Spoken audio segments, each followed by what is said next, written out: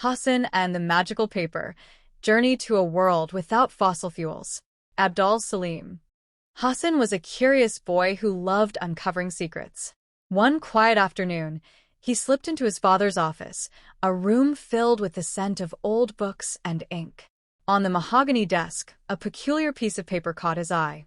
It wasn't smooth like his school notebooks. It was rough, ancient, and featured two words embossed in bold, black letters: fossil fuels. As soon as Hassan's finger brushed the ink, a strange tingle raced up his arm. Suddenly, the black letters began to swirl like ink dropped in water, turning into a thick, dark mist. The room around him started to tremble, and the familiar bookshelves faded into a dense white fog. Hassan wasn't afraid. He felt the paper pulling him toward a grand adventure. The city's honking horns and humming engines vanished, replaced by a profound, heavy silence. Hassan felt himself tumble gently onto a bed of soft, dew-covered grass. He took a deep breath, and the air tasted sweet, like rain and blooming jasmine. There were no cars, no smokestacks, and no power lines stretching across the horizon. He was in a world that looked like a vibrant oil painting, untouched by the gray haze of his city. Hassan walked toward a nearby village and met a man with a kind face named Naseem. Naseem was standing beside a colossal wooden windmill, its sails creaking softly as they caught the breeze. "How does it move without an engine?" Hassan asked. Naseem smiled. "The wind is our engine, my boy. It is a gift from the sky that never runs out." Naseem explained that the windmill's power was used to grind wheat into fine, white flour without releasing a single puff of smoke. "We respect the wind," Naseem said, brushing dust off his apron. "It gives us the energy to eat, and in return, we keep the air clean for it to dance in." Hassan realized that this world didn't know the pollution he saw every day. Continuing his walk, Hassan reached a sparkling river. There, he met a young man named Rayan standing by a massive wooden water wheel. The wheel dipped into the rushing water, scooping it up and pouring it into small channels that led to distant fields. The sound of the splashing water was like music, rhythmic and soothing. Rayan turned to Hassan and said, "The water doesn't just quench our thirst, it is the strength that moves our machines. We live in harmony with the river. It gives us movement, and we ensure it stays pure." Hassan felt a pang of guilt, remembering the oily, trash-filled rivers near the factories back home. In the village square, Hassan saw magnificent horses and sturdy camels. The camels carried heavy trade packs, while the horses pulled decorated wooden carriages.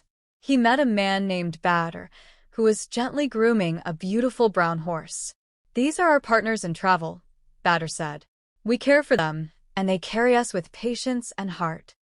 Hassan climbed into a wooden carriage with Badr. The journey was much slower than a car ride, but Hassan found he could see every little detail: the texture of the tree bark, the bright feathers of birds, and squirrels darting through the brush. He realized that speed wasn't the most important thing. The quality of the journey and the health of the earth mattered more. As lunchtime approached, Hassan saw a woman named Safi placing large clay pots on the flat roofs of the houses. She was using shiny metal mirrors to focus the bright sunlight toward the pots. "What are you doing?" Hassan asked. Safi laughed. "I'm cooking. The sun is a master chef, and she works for free." Safi showed him how they also use the sun to dry fruits and vegetables to save them for the winter. "Our world follows the natural cycle," she explained, offering him a sun-dried apricot. "We don't need to dig into the earth for black liquids that poison the air. The sun and wind are enough." Hassan began to understand the true meaning of living sustainably. However, Hassan also noticed that life here required great effort. He watched Badr, drenched in sweat, as he struggled to guide a heavy wooden plow pulled by two oxen through the thick mud. "Life is beautiful here," Badr panted, wiping his brow. "But it is also hard work. We are at the mercy of the weather." Suddenly, the sky turned gray, and a heavy rain began to fall. The windmills stopped turning, the animals sought shelter, and the solar cooking had to end. Naseem joined Hassan under a small wooden porch. "When the sun hides and the wind sleeps, we must wait," Naseem said quietly. Patience is the price of our clean world. Hassan realized this was the greatest challenge of a world without fossil fuels. Just then, the paper in Hassan's pocket began to glow with a brilliant blue light. The village and the sound of the rain started to fade into a familiar swirl. He opened his eyes to find himself sitting on the floor of his father's office. The magical paper was still in his hand, but the words fossil fuels no longer looked like just a title.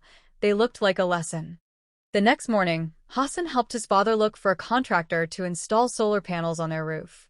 He started riding his bike to school and reminded his friends to turn off the lights. "I saw the past, Dad," Hassan said with a smile. "It taught me how to save the future. We can have our modern comforts and a clean world if we just use the sun and the wind."